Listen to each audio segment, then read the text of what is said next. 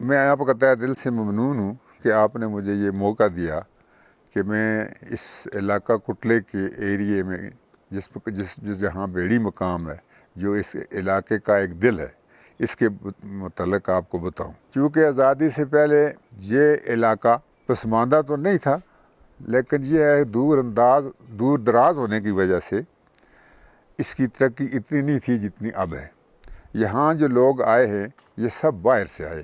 ہمارے بزرگ شروع میں آئے اور انہوں نے راج پیاں جو دوسرا ناڑ ہے وہاں انہوں نے اپنے ڈیرے جمائے، وہاں سے وہ یہاں بیڑی شکار کے لیے آئے، تو ان کو یہ ایریا پسند آ گیا۔ انہوں نے یہاں کوئی بیج بو کر سیزن کے حساب سے کہ دیکھیں یہ زمین کیسی ہے، یہ مٹی کیسی ہے، تو وہ چھوڑ گئے۔ پھر جب موقع پہ آئے تو دیکھا تو ہر چیز بگڑی ہوئی تھی، چنار کے درخت تھے، پھل تھے، دیگر یہ سبزیاں وغیرہ تھی، تو ان کو یہ ایریا پسند آ گیا۔ پھر انہوں نے یہ کیا کہ کچھ کنبہ وہاں رہا، لیکن زیادہ جو ہے وہ بیڑی آ گئے۔ بیڑی میں پھر اس کے بعد مختلف قومیں یہاں آئیں، آہستہ آہستہ آباد ہوئیں، لیکن ڈوگرے کے دور میں اس علاقے میں ترقی کوئی نہیں ہوئی۔ یہ جو اس کی ترقی ہے، اس کی ابتدا جب ہمیں آزادی میسر ہوئی، اس کے بعد اس کی ترقی کا سلسلہ جاری ہوا۔ پھر لوگوں میں بیداری آئی۔ یہ ایک بیڑی ایک ایسا علاقہ ہے کہ یہاں آپ حیران ہوں گے سن کر کہ ہر گھر کا فرد جو ہے نا وہ مشرق وسطیٰ، دبئی اور انگلینڈ گئے ہوئے، وہاں سے وہ کمائی کرتے ہوئے یہ جو آپ کو سامنے ڈیولپمنٹ دکھائی دیتی ہے، اس میں زیادہ کنٹریبیوشن ان لوگوں کا ہے۔ پھر تعلیمی سلسلے میں یہ ہے کہ اس وقت ہمارے بزرگ چونکہ بااثر تھے اس ایریے میں، تو انہوں نے ایک پرائمری اسکول مظفر آباد تھا، ایک پرائمری اسکول گوڑی تھا، اور ایک پرائمری اسکول انہوں نے یہاں بیڑی منظور کرایا، اور بعد میں یہ مڈل تک پہنچا۔ تو میں نے جو مڈل کیا ہے وہ بیڑی اسکول سے کیا ہے۔ اس وقت یہ ٹاٹے وغیرہ یا یہ کچھ نیچے بیٹھ کر ہم پڑھتے تھے، لیکن اسکول مڈل تھا۔ اور آپ یہ سن کر حیران ہوں گے کہ ہم نے مڈل کے امتحان پنجاب یونیورسٹی میں دیے، اور ہمارا جو امتحانی سینٹر تھا وہ مظفر آباد تھا۔ تو وہاں سے اس کی ابتدا شروع ہوتی ہے۔ ہوتے ہوتے یہاں کافی دور گزرے، بہت سے آئے، اس وقت سڑک تھی نہیں، گھوڑے پہ ہمارا خاندان جو ہے یہ ان کے پاس گھوڑے ہوتے تھے، گھوڑوں پہ آنا جانا یہ سلسلہ چلا رہتا تھا۔ اور اسی دور میں کشمیر میں اگر کسی ملازم کو سزا ملتی تھی تو وہ اس سے علاقہ کٹلے میں پوسٹ کرتے تھے۔ اس کی وجہ کیا تھی؟ اس کی وجہ یہ تھی کہ یہاں ملازم جو باہر سے آتا تھا اس سے بہت آرام تھا، فیسلٹی تھی، اس کو ہر گھر میں روٹی ملتی تھی، بستر ملتا تھا، گھوڑا ملتا تھا، سواری ملتی تھی۔ تو پھر یہ مشہور ہو گیا کہ علاقہ کٹلہ سونے کا مٹلا۔ تو اس کے بعد یہ جب جمہوریت آئی، حلقہ بندیاں ہوئیں، سلسلہ چلا، تو اس میں اب یہ آپ دیکھ رہے ہیں اس علاقے کی حسن، اس علاقے کی خوبصورتی، یہ اس طرح سے یہ پاکستان کے ساتھ ملتا ہے۔ کاغان ویلی اوپر ہمارا جو مکڑا پہاڑی ہے، ادھر تک انہوں نے سڑک پہنچا دی ہے۔ ہماری سڑک بھی اس کے دامن تک چلی گئی ہے، لیکن وہ اس قابل نہیں ہے جہاں ٹورسٹ آ سکیں۔ تو اس میں سب سے جو کمی میں محسوس کرتا ہوں، کالج بھی بن گیا ہے، سب کچھ، ایک گرل کالج نہیں ہے۔ دوسرا یہ ہے کہ اس علاقے کا جو جوڑ ہے نا وہ ہونا چاہیے اس کے ساتھ، پاکستان کے ساتھ وایا مکڑا۔ تو آپ دیکھیں سارے آزاد کشمیر میں آپ پھرے ہوں گے، ایسا محفوظ ترین علاقہ اور ایسا خوبصورت ترین علاقہ جس کی کوئی پبلسٹی نہیں ہے، کوئی جنابری ٹورسٹ یہاں نہیں آتا۔ وہ اس لیے نہیں آتا کہ ہماری سڑکیں اس قابل نہیں ہیں کہ یہاں ٹورسٹ کا رخ ہو۔ پٹکے آپ نے دیکھا ہوگا، اب تو پل بن گیا ہے، پہلے وہاں ایک سسپینشن برج ہوتا تھا، اس سے پہلے رسا ہوتا تھا، تو اب تو ماشاءاللہ بہترین قسم کا پل بنا ہوا ہے، مگر آگے یہ سلسلہ یا اس کی ایڈورٹائزمنٹ نہیں ہوئی۔ تو آپ دیکھیں اس کا حسن، اس کا نکھار، یہ اس چیز کی غمازی کرتا ہے کہ یہ قدرت کا ایک انمول تحفہ ہے۔ باقی آپ نے دیگر ہسٹریوں کے متعلق پوچھا تو یہ بیڑی جو ہے نا جی، یہ ایک مرکز ہے، سنٹر ہے، اس کے ارد گرد بہت سارے علاقے آتے ہیں۔ اس بیڑی کے اس علاقے سے، اس ہمارے علاقے سے بہت سے لوگ سیکٹری لیول تک پہنچے. یہاں سے اکثر ممبر جو الیکٹ ہوئے وہ اسی بیڑی یونین کونسل سے ہوئے. پہلے ہمارے میر عبدالرحمان صاحب مرحوم ہوئے، اس کے بعد میر اکبر صاحب مرحوم ہوئے، اس کے بعد جاوید ایوب ہوا. تو وہ ایک دفعہ شروع میں سٹارٹنگ میں خواجہ عثمان صاحب گھوڑی والے تھے، وہ ہوئے. تو اس علاقے کے لوگوں کا اس وقت جب مجاہد اول سردار عبدالقیوم خان زندہ تھے تو یہاں کا پتھر بچہ جو ہے نا وہ سردار قیوم کے ساتھ تھا. اور اس علاقے میں جو یہ سڑکیں نکلی ہیں، یہ جو سکول کھلے ہیں، یا یہ جو سب کچھ ہوا ہے، اس میں سب سے مین کنٹریبیوشن وہ مجاہد اول سردار عبدالقیوم خان کا ہے. اس کے بعد سکندر صاحب نے بھی اس میں حصہ لیا. راجہ حیدر خان صاحب کی بھی دلچسپی بہت رہی اس طرف. وہ یہاں تک میرے گھر تک غریب خانے تک پیدل چل کر آئے پٹکے سے 12 میل. تو اسی طرح سردار صاحب بھی آئے. تو سکندر صاحب کے دور میں یہ ہے کہ یہاں تک سڑک تقریباً پہنچ چکی تھی، تو وہ بھی یہاں تشریف لائے. اس کے علاوہ میں یہ سمجھتا ہوں کہ موجودہ دور میں حکومت وقت کو اور خاص کر جو یہاں کا نمائندہ بنتا ہے اس کو اس علاقے کی طرف خصوصی توجہ دینی چاہیے.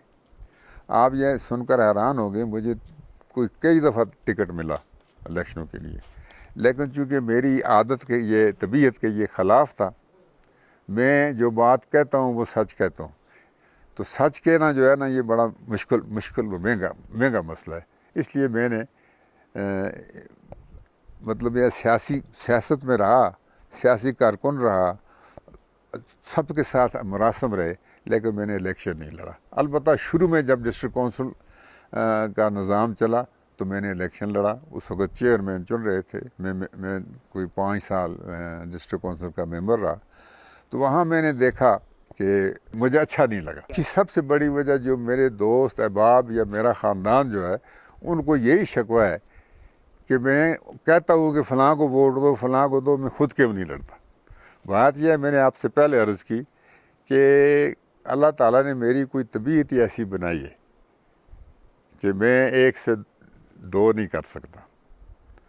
تو جس کے ساتھ یہ آپ نے درست فرمایا کہ اللہ کے فضل و کرم سے جس امیدوار کے ساتھ ہم نے سپورٹ کی ہے وہ جیتا ہے. آج تک یہ ریکارڈ ہے. جو اللہ نے عزت دینی تھی، جو اس نے روزی دینی تھی، وہ مجھے مل رہی ہے. تو میں نے کہا یہ اس جھنجھٹ میں پڑنے کے علاوہ بغیر معاوضے کے اگر لوگوں کے، آپ میرے گاؤں میں سروے کریں، میں زیادہ زندگی کا ایسا مظفر آباد میں گزارتا ہوں، کبھی کبھی یہاں آتا ہوں. آپ کسی سے پوچھ لیں، کوئی اللہ کے فضل سے یہ نہیں کہے گا کہ ہمارے ساتھ کوئی زیادتی ہوئی ہے، ہمارا کوئی حق کھایا ہے، ہمارے حقوق مارے ہیں. جہاں جو بھی ہم سے ہو سکا ہے ہر گھر تک کوشش کی ہے کہ اس کو پانی پہنچے. 12 میل دور سے ہم پانی لائے، 12 میل دور سے. یہاں کوئی پانی نہیں ہے. اور اب ہر گھر میں یہ 3-4 گاؤں میں جس میں وہ پانی جو ہے وہ لوگوں کو، عوام کو مل رہا ہے. لیکن بڑا تو میں مجاہد اول کو سردار عبدالقیوم کے مقابلے کا لیڈر ہمیں میسر نہیں ہوا. البتہ سکندر صاحب بھی ٹھیک تھے، بہت بہتر تھے. راجہ حیدر خان صاحب بہت بہتر تھے. اس کے علاوہ باقی بھی جو گزرے ہیں وہ بھی اتنے برے نہیں تھے. لیکن اگر آپ پریارٹی دیں گے، ٹاپ پریارٹی دیں گے تو وہ مجاہد اول آتے ہیں، سردار عبدالقیوم خان. بنیاد رکھنی بڑی بات ہوتی ہے. ہر چیز کی بنیاد تو رکھی مجاہد اول نے، لیکن اس کو پروان چڑھانے میں سکندر صاحب کا سب سے بڑا کنٹریبیوشن ہے. وہ بہترین قسم کے ایڈمنسٹریشن تھے، اور ترقیاتی کام جتنے ان کے دور میں ہوئے، اگر جس کا بیس مجاہد اول نے رکھا ہوا تھا تو اور کسی کے نہیں ہوئے. میں یہ سمجھتا ہوں کہ اس وقت جو ہمارے وزیر اعظم ہیں راجہ حیدر خان صاحب کے فرزند فاروق حیدر صاحب، وہ بھی مخلص ہیں، دیانتدار ہیں. لیکن اب ماحول ایسا ہو گیا ہے کہ وہ پہلے والی بات نہیں رہی. ہمیں وہ اپنے ملک سے اور اپنے عوام سے وہ خلوص جو ہے نا وہ دن بدن ناپید ہوتا جا رہا ہے. خود غرضی آ گئی ہے. ورنہ لیڈر کوئی بھی برا نہیں ہوتا، مگر پریارٹی جس طرح آپ نے فرمایا وہ میں سردار عبدالقیوم کو دوں گا. KLM کی تاریخ میں جب یہ فیصلہ ہوا چودھری غلام عباس صاحب کی قیادت میں، اس وقت میں مجلس عاملہ کا ممبر تھا. تو وہاں یہ طے ہوا کہ جی آپ سائڈ سے کمانڈر ہوں گے، جتھا نکالیں گے اور وہ گرفتاری پیش کریں گے اور سیز فائر لائن کو کراس کریں گے. تو میں یہاں سے 99 آدمی لے کر بارڈر لائن کراس کرنے کے لیے، اس وقت بڑا مشکل رستہ تھا، یہ گھوڑی پل جایا، یہاں سے ہم یہ دنی مائی صاحبہ والی سائڈ سے گئے پیدل، اور ہم نے یعنی ہمارا جذبہ اتنا تھا کہ ہم نے اپنے پاس ستو رکھے ہوئے تھے کہ راستے میں اور کوئی چیز کھانے کو نہیں ملے گی، تو ہم ستو ساتھ رکھ کر تو چکوٹھی سے سیز فائر لائن کراس کریں گے۔ لیکن جب مظفر آباد پہنچے تو ہمیں پولیس نے روک لیا۔ پھر وہاں ان کا یہ اصرار تھا کہ آپ واپس چلے جائیں، ہم نے کہا نہیں، ہم نے حالت میں سیز فائر لائن توڑنا ہے۔ تو پھر مجھے سیفٹی ایکٹ کے تحت گرفتار کر لیا۔ 1 مہینہ 4 دن میں نے یہ جو گوجرے میں قلعہ ہے، اس میں بہت سے اور لوگ لیڈر بھی تھے اور لوگ بھی تھے، 1 مہینہ 4 دن وہاں گزارے۔ تو 1 مہینہ 4 دن کے بعد پھر آزادی ملی۔ تو مجھے وہ یہ فخر ہے کہ میں نے اپنے اس ملک کی آزادی کے لیے اپنی کچھ تھوڑا سا حصہ جو میں ڈال سکتا تھا وہ ڈالا۔ ایچ خورشید صاحب جو ہے نا، ان کا جو نظریہ تھا اس کو پذیرائی نہیں مل سکی۔ میں ان کے اس نظریے کا حامی تھا۔ ایچ خورشید صاحب کا جو نظریہ تھا کہ آپ اس کو باغی حکومت تسلیم کریں، پھر اس کی سپورٹ کریں تاکہ یہ کشمیر کی آزادی کے لیے عملاً کچھ کارروائی کر سکے۔ تو اس وجہ سے خورشید صاحب کو بڑی مشکلاتوں سے گزرنا پڑا، مگر خورشید صاحب جو شخص قائد اعظم محمد علی جناب بابا ملت کا پرائیویٹ سیکرٹری لیتا ہے تو اس کو صلاحیت تو اللہ نے دی ہوئی ہے نا، اس کی سوچ تو غلط نہیں ہو سکتی۔ تو لہٰذا اس لحاظ سے میں خورشید صاحب کو بھی ایک بڑا لیڈر سمجھتا ہوں۔ 60 کی دہائی کا معاملہ ہے، سردار صاحب یہاں ٹور پہ آئے تو یہاں میرے غریب خانے پہ ٹھہرے، تو رات کو تو وہ منجی پہ سوتے نہیں تھے۔ پہلے تو اس بات پہ خاصا جھگڑا رہا، پھر ہم نے ان کو سلایا نیچے، تو وہ تہجد گزار تھے۔ میرے بڑے بھائی صاحب بھی تہجد گزار تھے۔ انہوں نے کہا یہ سردار قیوم کیا گپیں آنکھتا رہتا ہے، میں چیک کروں گا کہ یہ تہجد گزار ہے کہ نہیں۔ وہ صبح آئے کمرے میں، جس کمرے میں وہ تھے، انہوں نے دیکھا وہ تہجد پڑھ رہے تھے۔ صبح انہوں نے کہا کہ اب جو آگے کا ٹور ہے، ادھر سے راجپیاں سے ہو کر کوڑی سے جانا، میں جاؤں گا سردار صاحب کے ساتھ، یہ اللہ کا بندہ ہے۔ تو وہ یہاں کمرے میں سوئے ہوئے تھے، تو میں صبح اٹھا تو ناشتہ لانا تھا، میں ان کے پاس ان کے لیے ناشتہ لایا۔ تو ناشتے کے دوران انہوں نے کہا کہ میر صاحب مجھے ایک نیا نعرہ میں نے انٹروڈیوس کیا ہے، اور آپ پہلے آدمی ہوں گے جو اس کو بیڑی جلسے میں لگائیں گے۔ میں نے کہا جی کون سا ایسا نعرہ ہے؟ انہوں نے کہا کشمیر بنے گا پاکستان۔ تو پھر یہ پہلا نعرہ جو ہے یہ بھیڑی جلسے میں اس غریب نے لگایا ہے سب سے پہلے۔ تو پھر جب انہوں نے کتاب لکھی تو انہوں نے کہا کہ کسی آدمی نے، تو میں نے انہیں کہا میں نے کہا سردار صاحب آپ نے میرا نام کیوں نہیں لکھا؟ تو پھر انہوں نے، ہمارا ایک دوست ہوتا تھا بشیر قریشی صاحب مرحوم، اس کو قائد ملت، چھوٹا قائد ملت کہتے تھے، تو انہوں نے اس کو کہا کہ مجھ سے غلطی ہو گئی ہے، تم کتاب لکھ رہے ہو اس میں یہ حوالہ دینا۔ میں نے کہا سردار صاحب میں عباسی نہیں تھا اس لیے آپ نے میرا نام نہیں لکھا۔ بہرحال یہ بات نہیں تھی، کہیں بھول گئے، انسان ہیں بھول گئے۔ تو ہوا یہی ہے، یہ اللہ کے نزدیک بالکل سچی اور صحیح بات ہے، بھرپور طریقے سے ڈالی ہوئی۔ بات یہ ہے کہ غازی ملت سردار ابراہیم خان صاحب سے میرے انتہائی قریبی مراسم تھے۔ اس کی بنیادی وجہ یہ تھی کہ جب مجاہد اول صدر بنے تو ان کو جماعت کا صدر بنایا، اور اس نے کہا مجھے 2 کمانڈر دو، میں اور پیر ممتاز گیلانی مرحوم جو وزیر رہے ہیں، ہم 2 کمانڈر ہو گئے سردار ابراہیم صاحب کے۔ تو ان کے ساتھ کم از کم 2 سال ہم کمانڈر رہے، جدھر بھی ٹور پہ جاتے۔ سردار ابراہیم صاحب انتہائی ڈسپلنڈ انسان تھے۔ وہ یعنی جب ان کے آرام کا یا باقی ریسٹ کا ٹائم ہوتا تھا وہ کوئی کام نہیں کرتے، ادروائز سردار ابراہیم صاحب کھلے ڈلے اور سچے ذہن کے آدمی تھے۔ رہے چودھری نور حسین صاحب، ان کو ہم نے نعرہ لگا کر جناب علی سالار جمہوریت، نہیں سالار جمہوریت نعرہ دیا تھا جب وہ سردار قیوم صاحب کو نکال رہے تھے، تو وہ پی پی پارٹی کی حکومت تھی، تو ان کے وہ بھی بہت کھرے اور ببنگ قسم کے آدمی تھے۔ رہی ہے یاد خان صاحب کی بات، تو میں کیا بتاؤں، مجھے وہ کہتے تھے اصلی میر۔ اس کی بنیادی وجہ یہ تھی کہ یہ ہمارے علاقے میں جب سڑک ہوئی تو مخالف گروپ آ گیا. مخالف گروپ نے یہ کوشش کی کہ اس طرف سے یہ سڑک نہ جائے. وہ دیکھے سامنے ویران ایریا, وہ کہنے لگے کہ ادھر چونکہ میرا کہا کہ یہ مسلم کانفرنس کا آدمی رہتا ہے سردار قیوم نے, اس لیے ادھر سے سڑک دی ہے.